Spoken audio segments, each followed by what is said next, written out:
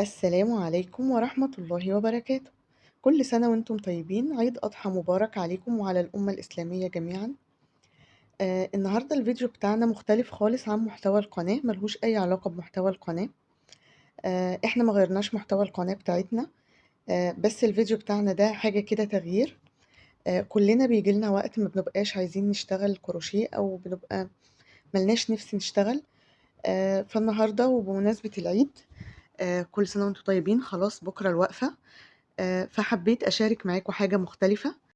هنعمل مع بعض كيك بارد سهل وبسيط، طعمه لذيذ جدا، مش بياخد وقت، مش بياخد مكونات كتير، مش هنستخدم فرن في الوصفة بتاعتنا. يلا بينا نبدأ مع بعض ونشوف هننفذ الوصفة بتاعتنا ازاي. أول حاجة هنبدأ بيها المقادير بتاعتنا. معايا 2 باكت كريم كراميل. كل باكت بنستخدم له نص لتر لبن. كيس نسكافيه كلاسيك. علبة قشطة 160 أو 170 جرام. 3 معالق زبدة كبار، وممكن نستبدلها بسمنة بلدي. لتر حليب كامل الدسم. ومعايا 400 جرام بسكوت قسمتهم على جزئين. الجزء الكبير معايا 300 جرام، والجزء التاني 100 جرام، وهنشوف هنستخدم كل جزء في ايه. أول خطوة هننفذها مع بعض، هنطحن البسكوت بتاعنا. لو ما عندكيش كبة أو مفرمة، ممكن تحطيه في كيس وتدقيه بحاجة. وطبقة البسكوت دي الطريقة الأسرع، وممكن نستبدلها بأي كيك شوكولاتة موجود عندنا. كده طحنت البسكوت بتاعي وسيحت الزبدة اللي معايا. هدلق الزبدة على البسكوت وهرجع أضربهم في بعض تاني. لو مش عايزة تعمليهم في الكبة عادي، ممكن تعمليهم في طبق وتقلبيهم بأي حاجة بإيدك بمعلقة. كده قلبت البسكوت بتاعي في الزبدة. المفروض البسكوت بتاعنا بيبقى عامل زي رملة البحر، أو إنك تمسكيه في إيدك وتضغطي عليه يتشكل معاكي، ما يبقاش سايب. لو لسه ناشف ممكن تزودي له زبدة حاجة بسيطة. وهنجيب القالب بتاعنا اللي هنشتغل فيه. لو ما عندكيش القالب اللي بيتفتح، ممكن نستخدم أي صينية عادية ونحط فيها ورق زبدة عشان نعرف نطلع منها الكيك بتاعنا. كده أنا فضيت كمية البسكوت بتاعتي في القالب.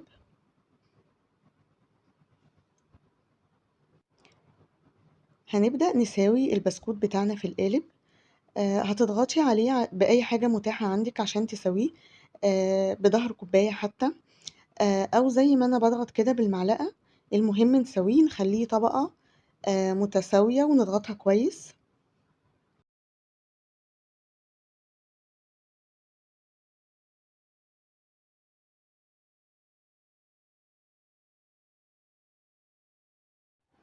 كده أنا ضبطت القالب بتاعي. هادخّل القالب بتاعي التلاجة لحد ما أعمل الخطوة اللي بعد كده.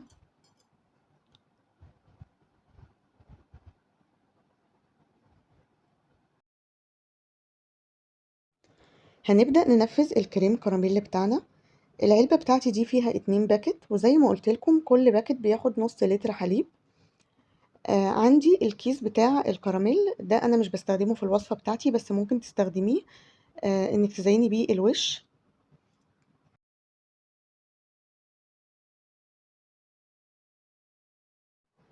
حطيت حلة على النار وفضّيت فيها لتر الحليب بتاعي.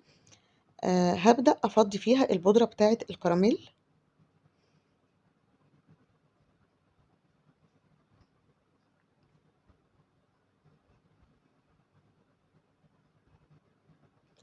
هاقلّب البودرة بتاعتي كويس في الحليب، وبعد كده هاشغّل عليها النار.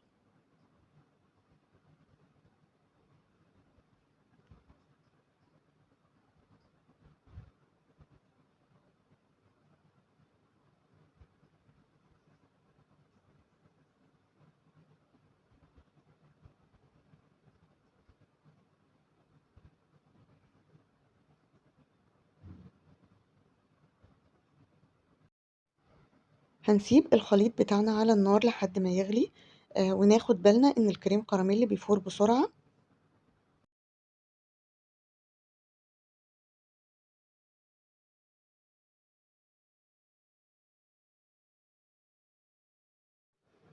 زي ما إحنا شايفين الكراميل بتاعنا هيبدأ يفور، ناخد بالنا عشان ما يفورش مننا ويبهدل الدنيا.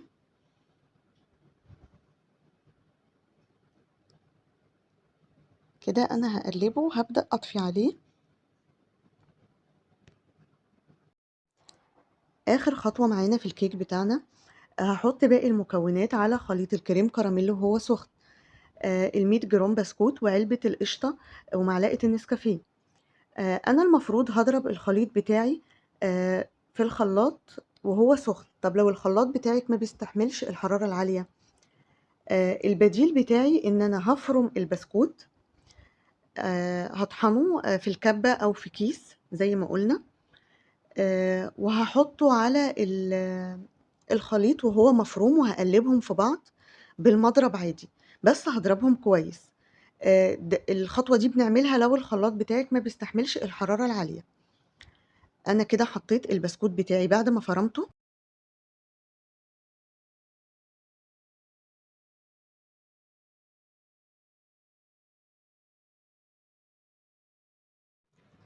هنضيف علبة القشطة بتاعتنا،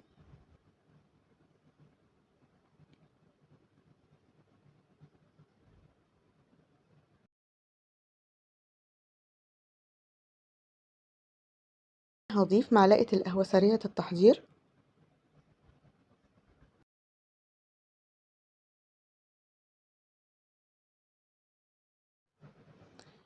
واخر حاجة هبدأ اضرب الخليط بتاعي في بعضه. اهم حاجة ان المكونات بتاعتي تتضرب في بعضها كويس. هنضربه كده دقيقتين 3 لحد ما يتداخل في بعضه كويس.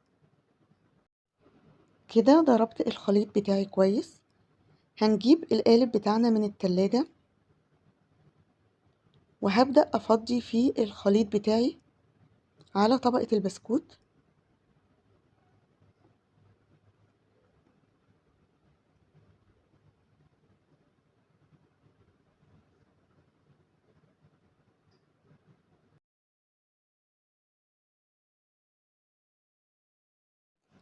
وبعد ما فضيت الخليط بتاعي في القالب ده الشكل معايا، هدخل القالب بتاعي التلاجة من 3 ل4 ساعات.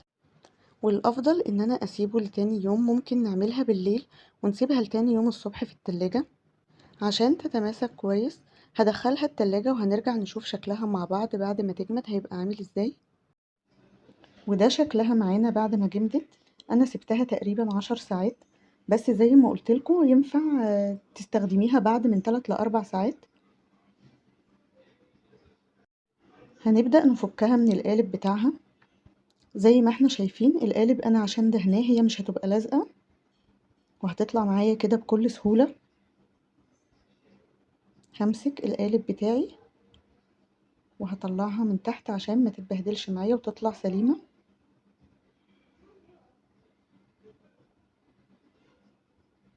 زي ما احنا شايفين طلعت بكل سهولة معايا. نقلتها على قاعدة كرتون بتاعة التورتة عشان اعرف انقلها من مكانها بسهولة. ممكن تحطيها في اي طبق او اي حاجة عشان تعرفي تتعاملي معاها بسهولة. هبدأ اني ازين الوش بتاعها. هجيب معايا شوكة ومعلقة كده عشان اعمل لها شكل. هنجيب معانا معلقة كاكاو خام، هي معلقة واحدة كفاية. وهجيب مصفى وهبدأ ارشه على وش الكيكة بتاعتي من فوق كده.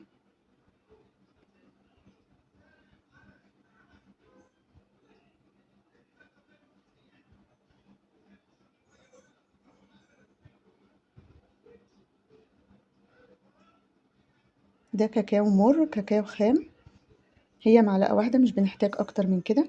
هبدأ اشيل الشوكة والمعلقة بتوعي. زي ما احنا شايفين مكانهم ما بقاش فيه كاكاو، احنا كده عملنا لها شكل زينة من فوق. عشان اقطعها هجيب كوباية فيها مية سخنة وهحط فيها السكينة بتاعتي اللي هقطع بيها. بعد كده همسحها وهبدأ اقطع بيها عشان تطلع معايا القطع بتاعتي مظبوطة، ما تبوظهاش. وهبدأ اقطعها واحدة واحدة وبالراحة زي ما احنا شايفين كده، وهنزل فيها للآخر واحاول اقطعها من اول مرة. كده أنا هاحط المعلقة بتاعتي في المَيّة السخنة تاني وهامسحها بالمنديل، وكل قطعة بنقطعها لازم نمسح فيها السكينة بتاعتنا. كده هابدأ أقطع الجنب التاني.